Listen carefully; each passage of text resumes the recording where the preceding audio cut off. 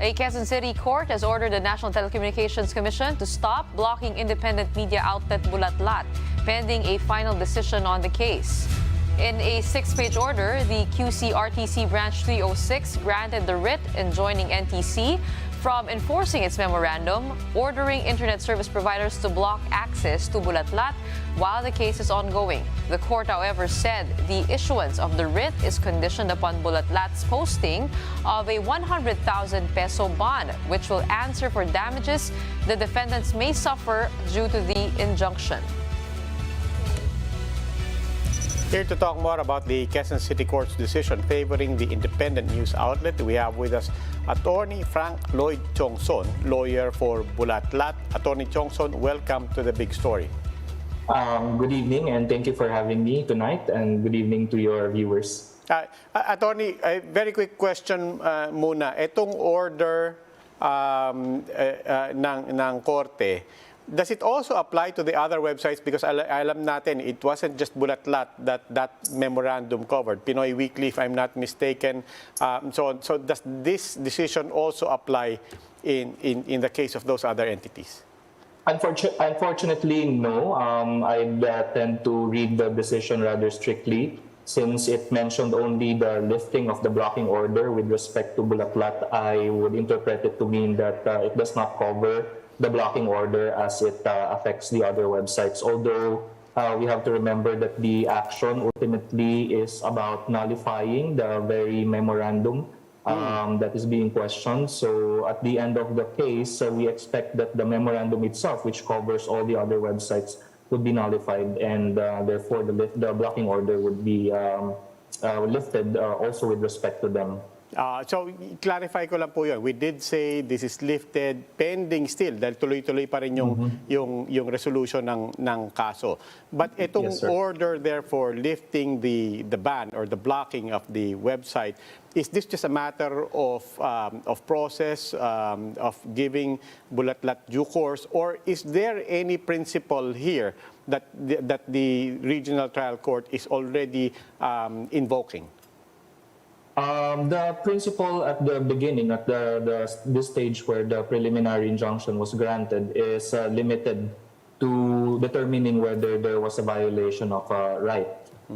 In the main action, we will have to, of course, grapple with any contention that may be raised by the NTC and the other agencies involved in this case as to whether they do have the power to unilaterally cause the blocking of websites in the internet. Attorney, as to the merits of this case, to be honest, I'm a little bit confused as to what terrorism really means right now. We had our interviews a while ago with the authors of certain books now with Bulatlat. I believe the NTF-LCAC cited several terms that they say were call to arms. So where do we draw the line, I guess, when it comes to call to arms? What's terrorism? Is it the act of taking arms, or is it just the call to arms? Ano po ba? Medyo nalalabuan na rin kasi ako.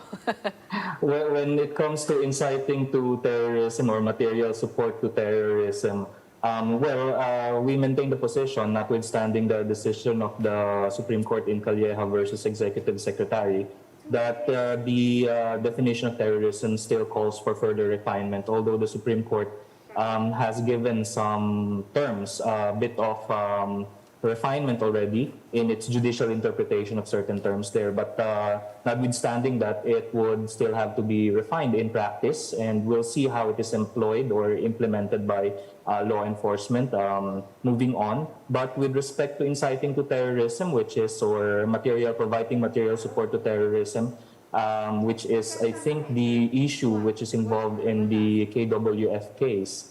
I think there's an element there that is lacking, and that is discussed by the Supreme Court, which is the element of intentionality, whether the authors actually intended for their writing to call on people to take up arms, and there's also the element of imminence. That the speech or that the writings would actually tend to lead to imminent terrorism. So those elements are lacking. And we see here how it has been, this is precisely the fear that we have been raising, that we had raised before. The NUPL had raised, representing a group of petitioners in the Supreme Court. It tends to, one of the fears that we have raised would be that it raises some sort of chilling effect on free expression. So that's what exactly we are seeing right now. So as to what exactly is terrorism right now, it's ultimately what our law enforcement and government agencies decide to call terrorism. And of course, that is something that we have to challenge all, at every instance. Because if we don't, then various constitutional rights would be infringed.